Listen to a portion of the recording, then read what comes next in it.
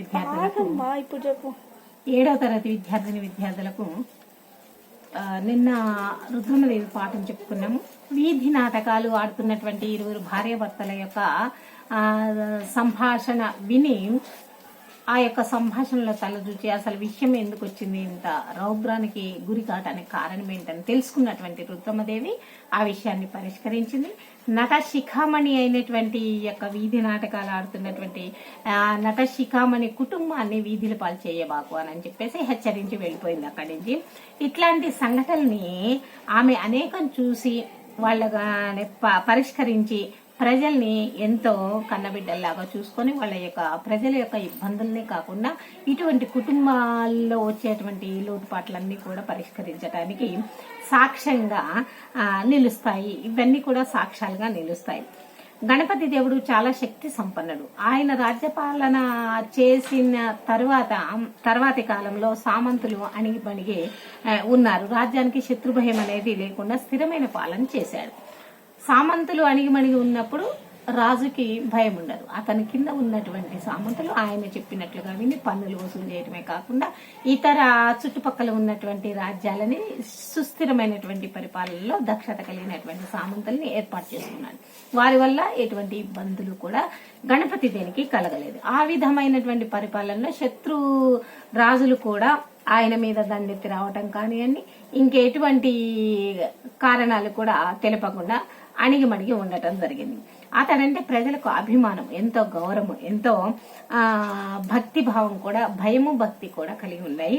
మంత్రుల సలహాలు పాటించినటువంటి ఈ యొక్క గణపతి దేవుడు సామంత రాజుల యొక్క అభిప్రాయాలను వెలువనిచ్చి రాజ్యపాలన చేసినటువంటి గణపతి దేవుడు వృద్ధాప్యం వల్ల ఏం చేయాలో పాలుపోక రుద్రమదేవికి పట్టాభిషేకం చేయాలని చెప్పేసి నిశ్చయించుకున్నాడు.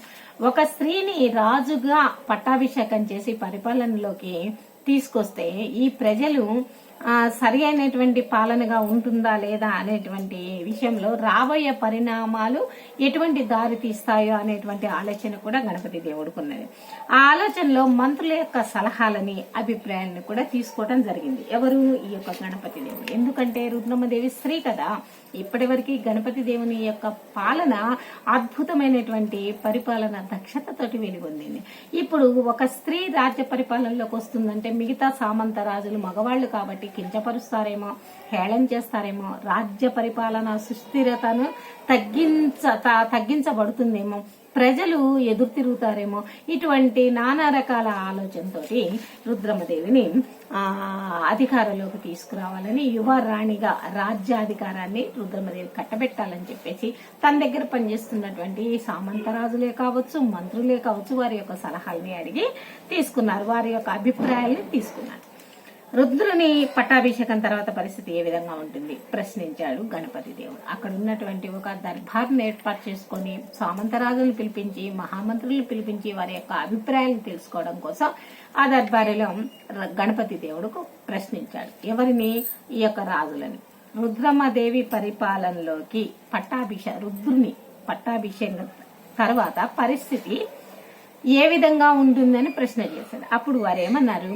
ప్రజలు ఏనాడు కాకతీయులు వ్యతిరేకించలేదు జవాబిచ్చాడు. ఎవరు? శివదేవయ్య, అక్కడ ఉన్నటువంటి మంత్రి. ప్రజలు ఏనాడు కూడా తిరస్కరించలేదు కాకతీయ పరిపాలనని. ఈ కాకతీయ సామ్రాజ్యం ఇది. ఆ కొడుకే కావచ్చు, బిడ్డే కావచ్చు, మనవడే కావచ్చు, మనవరాలే కావచ్చు, ఎవరు వచ్చినా గణపతి దేవుని సంతతి కాబట్టి ఏనాడు కూడా ప్రజలు ఆ యొక్క సంతతికి, ఆ యొక్క కాకతీయ సామ్రాజ్యానికి ఎదురు తిరగలేదని చెప్పేసి శివదేవయ్య సమాధానం చెప్పడం జరిగింది. మంత్రుల అభిప్రాయం ఏమిటో అని చెప్పేసి కనుక్కున్నప్పుడు సానుకూలంగానే ఉన్నది అని చెప్పేసి చెప్పడం జరిగింది. సేనాపతులు, దళపతులు, ఇతర ఉద్యోగాల ఆలోచన ఏ విధంగా ఉందని చెప్పేసి గణపతి దేవుడు అడిగినప్పుడు రుద్రమదేవి రాణి కావాలన్నదే వారి యొక్క కాంక్ష, ఆశ, కోరిక అని చెప్పేసి కూడా చెప్పడం జరిగారు ఈ యొక్క శివదేవయ్య. సామంతరాజుల ప్రవర్తన ఎట్లా ఉన్నదని చెప్పేసి గణపతి దేవుడు అడగ్గా ఓరుగలు పరిసరాల్లో సామంతులు సానుకూలంగానే ఉన్నారని చెప్పేసి, కానీ సుదూర ప్రాంతాల్లోని ఒకరిద్దరు ఎదురు తిరుగుతారు కావచ్చు అని చెప్పేసి సందేహాన్ని వెలుబుచ్చాడు శివదేవయ్య.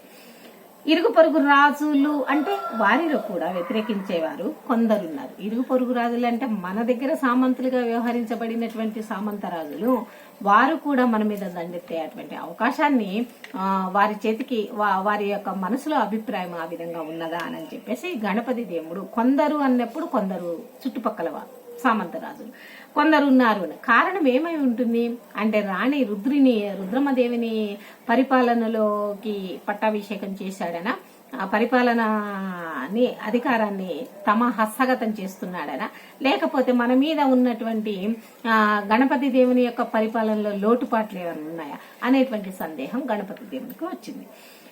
కారణం ఏమై ఉంటుంది అని చెప్పేసి అడిగినప్పుడు స్త్రీ అంటే చులకన భావం, పురుష అహంకారం. పురుషులకి అహంకారం ఎక్కువ, కానీ స్త్రీ ఒక పురుషునిలాగా రాజ్య పరిపాలన చేస్తుంది అంటే స్త్రీ మా మీద పెత్తనం సాగిస్తుందా, ఆమె చెప్పినట్లు మేము వినాలా, ఆ అధికారం కింద మేము పనిచేయాలా అనేటువంటి అహంభావం దెబ్బతింటుంది ఇక్కడ అని కొంతమంది అభిప్రాయాన్ని వెలిగించారు. అంతా తెలుసుకున్న గణపతి దేవుడు, రుద్రమ నీ పట్టాభిషేకానికి ముహూర్తం సమీపిస్తున్నది, ఈ నెలను కాపాడుతానని కాకతమ్మ ముందు ప్రతిజ్ఞ చెయ్యి అన్నాడు. ఈ దెబ్బతో ఈ యొక్క మంత్రులు సామంతులు చెప్పినటువంటి అభిప్రాయాలని తెలుసుకున్నటువంటి గణపతి దేవుడు ఒక్కటే నిశ్చయించుకున్నాడు. తన యొక్క కూతురు రుద్రమదేవికి పట్టాభిషేకం చేయాలని నిశ్చయించుకొని, రుద్రమ నీ యొక్క పట్టాభిషేకానికి ముహూర్తం దగ్గర పడింది కాబట్టి దానికి సిద్ధం కమ్మని చెప్పేసి అన్నాడు. కానీ కాకతీయ సామ్రాజ్యాన్ని కాపాడుతానని కాకతమ్మ అంటే దేవత కదా, వాళ్ళ యొక్క కులదైవం ఇలవేలు, ఆ కాకతమ్మ మీద ప్రతిజ్ఞ చెయ్యి అన్నాడు. ఆ దెబ్బతో కాకతమ్మ ముందు ప్రతిజ్ఞ చేసి నీ నమ్మకాన్ని ఎప్పుడు వమ్ము చేయను నాన్నగారు అని చెప్పేసి గణపతి దేవునికి మాట ఇస్తూ, ప్రజల్ని కన్న బిడ్డల్లా చూసుకుంటాను, రాజ్యాన్ని రక్షిస్తాను, సుస్థిరమైనటువంటి పరిపాలన గణపతి దేవుని పరిపాలనలో ఏ విధంగా ఉందో నా పరిపాలనలో కూడా ఆ విధమైనటువంటి దక్షత, సమర్థవంతమైనటువంటి నాయకత్వాన్ని వహించి వ్యక్తికి ఆ రాజ్యాధికారం అప్పగిస్తా అని తండ్రితో అన్నాడు. ఏ వ్యక్తికైతే సమర్థవంతమైనటువంటి దక్షత కలిగి ఉన్నాడో నా తర్వాత తరం వారికి కూడా, నా తర్వాత రాజ్యానికి వచ్చినటువంటి అటువంటి దక్షత కలిగిన వాళ్ళకే నా రాజ్యాన్ని అప్పగిస్తానని చెప్పేసి కూడా గణపతి దేవుడికి మాట ఇవ్వటం జరిగింది. రుద్రమదేవి పట్టాభిషేకం జరిగింది, అయిపోయింది, మొత్తం కూడా రాజ్యాధికారము ఆమె చేతికి వచ్చేసింది. ఇక రాణి రుద్రమ అధికారంలోకి రాగానే కొందరు సామంతులు ఎదురు తిరిగారు. గోదావరి తీరాన ఉన్న మండలాధిపతులు స్వాతంత్రాన్ని ప్రకటిస్తే రాణి పట్ల స్వామి భక్తి ఉన్న ఇతర మండలాధిపతులు తిరుగుబాట్లను అంచి రాజ్య సుస్థిరతను కాపాడి రాజ్యం చీలిపోకుండా జాగ్రత్త పడ్డారు. ఇక్కడ రుద్రమదేవి ఎప్పుడైతే యువరాణిగా రాజ్య అధికారాలను చేజిక్కించుకుందో, అధికారంలోకి రాగానే కొందరు సామంతులు మరి గోదావరి తీరాన ఉన్నటువంటి అధిపతులు మండలానికి ఒక అధిపతి ఉంటాడు, అధిపతులు స్వతంత్రాన్ని ప్రకటించుకుంటే కొంతమంది స్వామి భక్తి ఉన్నటువంటి ఇతర మండలాధిపతులు మాత్రం తిరుగుబాట్లదారులుగా అణిచి రాజ్య సుస్థిరతను కాపాడి రాజ్యం చీలిపోకుండా జాగ్రత్త పడ్డారు. ఇతర మండలాధిపతుల ఏ విధంగా అయితే దొంగ దెబ్బ తీయాలి, ఎదురు తిరగాలి అని అనుకున్నారో, ఈ మండలాధికారులు ఏం చేశారంటే వారి మీద ఎదురు తిరిగి రాజ్య పరిపాలనని అధగ్గతి పాలు చేయకుండా, వారి యొక్క పరువు ప్రతిష్టలు ఎప్పుడు కుంగిపోకుండా ఉండడం కోసం, రాజ్యంలో చీలికలు రాకుండా ఉండడం కోసం రాజ్యాన్ని కాపాడారు. రుద్రమ దేవతా దర్శనానికి మొగిలిచెర్లకు పోయినప్పుడు హరిహర దేవుడు, మురారి దేవుడు ఓరుగల్లు కోటలో ప్రవేశించి కోట ద్వారాలు మోయించి ఆమెను కోట లోపలికి రాకుండా చేయాలని ప్రయత్నించి విఫలుదయ్యారు. ఇక రుద్రమదేవి దేవతా దర్శనానికి అప్పుడప్పుడు వెళ్తూ ఉంటుంది.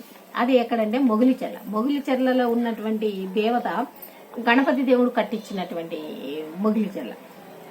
ఆయన అక్కడికి ఎప్పుడు కూడా దేవతను దర్శించుకునే ఏ కార్యక్రమాన్నైనా కూడా చేపడతారు కదా.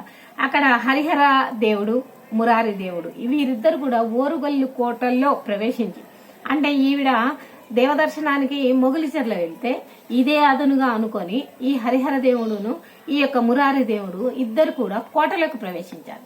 కోట ఎక్కడున్నది? హనుమకొండ కోట ఉన్నది కదా, ఆ కోటలోకి కాకతమ్మ గుడి దగ్గర కోట ఉన్నది, ఆ కోటలోకి ప్రవేశించారు. ఏది? ఓరుగల్లు కోట. ఆ కోటలోకి ప్రవేశించి కోట ద్వారాలు మోయించి ఆమెను కోటలోకి రాకుండా చేయాలని ప్రయత్నం చేశారు. యత్నం చేసినా కూడా ప్రయత్నం ఫలించలేదు. విఫలమైపోయింది. ఆమెను అభిమానించే సేనాలు, రుద్రమదేవుని అంటే ప్రాణం తీసుకునేటువంటి అభిమానులు ఉన్నారు కొంతమంది, ప్రజల సహాయంతో కోటను స్వాధీనం చేసుకున్నారు.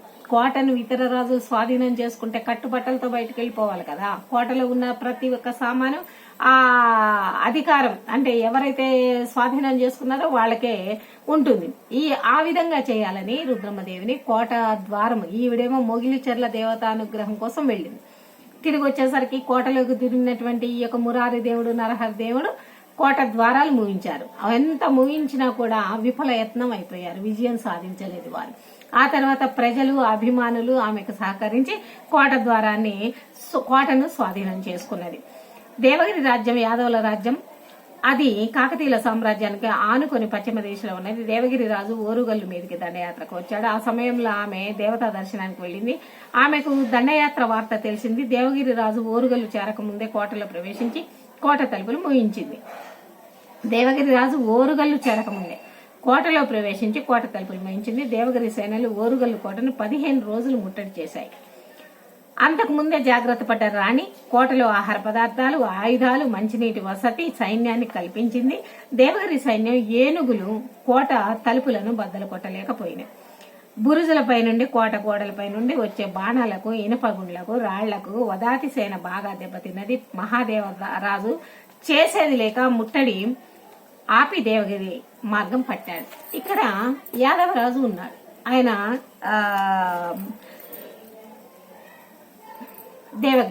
దేవగిరిని పరిపాలిస్తున్నటువంటి దేవగిరి రాజు యాదవుడు. ఆ రాజు ఈ యొక్క రుద్రమదేవి ఓరుగల్లు కోటను ముట్టడించడం కోసము ఆ యొక్క కోటలోకి దూరి కోటను స్వాధీనం చేసుకోవాలని చెప్పేసి ఎత్తులు వేశారు. ఇంతకు ముందు దేవుడు, ఈ యొక్క మురారి దేవుడు, హరిహర దేవుడు ఏ విధంగా ప్రయత్నం చేశారో ఈ దేవగిరి రాజు పశ్చిమాన ఉన్నటువంటి దగ్గరలో ఉన్నటువంటి రాజు అన్నమాట. ఆయన కాకతీయుల సామ్రాజ్యానికి ఆనుకుని ఉన్నాడు. కాకతీయ సామ్రాజ్యం తెలంగాణ మొత్తం కదా. ఈ యొక్క ఓరుగల్లు, హనుమకొండ 2 కలిపితే కాకతీయ సామ్రాజ్యం. ఆ చుట్టుపక్కల ఉన్నటువంటి తెలంగాణ ప్రాంతం మొత్తం కూడా కాకతీయ సామ్రాజ్యానికి వస్తుంది. ఆ విధంగా ఆనుకొని ఉన్నటువంటి దేవగిరి అనేటువంటి పట్టణానికి రాజు అయినటువంటి యాదవరాజు ఏం చేశాడు అంటే, యాదవుల యొక్క రాజ్యం అన్నమాట అది. ఆయన దేవగిరి రాజు ఈవిడ గారు మొగిలిచెర్ల మళ్ళీ దేవతా దర్శనానికి ఎప్పుడైతే వెళ్ళిందో, ఆయన దేవతా దర్శనానికి వెళ్లేది గమనించి కోట లోపలికి దూరి కోటని తలుపులు పెట్టాలని చెప్పేసి చూశాడు. కానీ ఈ విధంగా యుద్ధం 15 రోజులు ముట్టడి చేశాడు. అంటే దేవగిరి రాజు ఎట్లాగైనా శత్రువు, ఒకసారి అనుభవం అయింది కదా.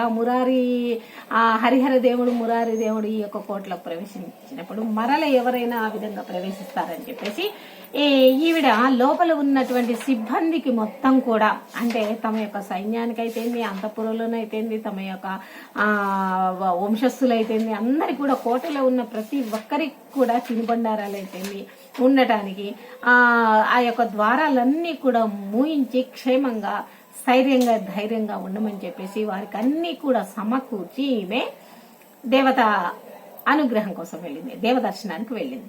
ఆ సమయంలో ఈయన లోపల దూరి తలుపులు పగలగొడుతున్నటువంటి బయట తలుపు కోట తాళం వేసి వెళ్ళిపోయింది.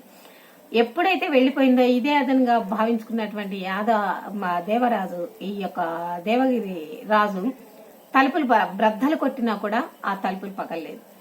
బాణాలతో వేసినా తలుపులు పగలలేదు. ఇంకా బాణాలే కాకుండా ఈ ఏనుగులతోటి తీయించినా కూడా ఆ తలుపులు పగలలేదు. ధైర్యంతో 15 రోజులు ముట్టడి కావించాడు. అయినా కూడా తలుపులు రాలేదు. ఆ తర్వాత అంతకుముందే కోటలో జాగ్రత్త పడింది కదా, ఆహార పదార్థాలతోటి ఆయుధాలు కూడా సమకూర్చి బయటకు వచ్చింది కదా. ఆ విధంగా ఈ ముట్టడి చేసి ఆపి దేవగిరి మార్గం పట్టాడు. ఈ యొక్క ఎప్పుడైతే బాగా దెబ్బతిన్నదో, రాళ్లకు పదాతి సేనాని ఆయన దగ్గర ఉన్నటువంటి సేనాని ఎప్పుడైతే దెబ్బతిన్నదో, మహాదేవరాజు చేసేది లేక అలసిపోయి తను ఇంకా దేవగిరి మార్గం పట్టడం జరిగింది. మిగతాది రేపు చెప్పుకుందాము. ఓకేనా? చదవండి, క్వశ్చన్స్ ఫామ్ చేయండి. Okay, bye.